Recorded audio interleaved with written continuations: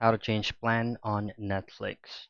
The first things first, you have to keep in mind that there are two specific parts of changing your Netflix plan or subscription.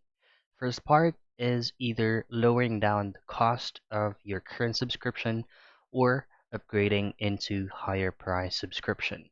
So say for example, you'd like to upgrade to a lower price.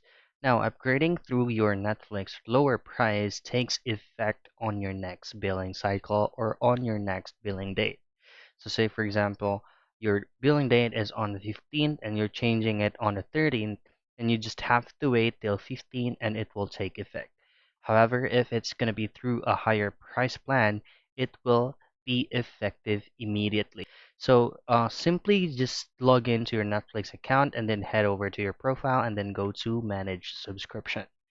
That's it. That is how you change your Netflix plan.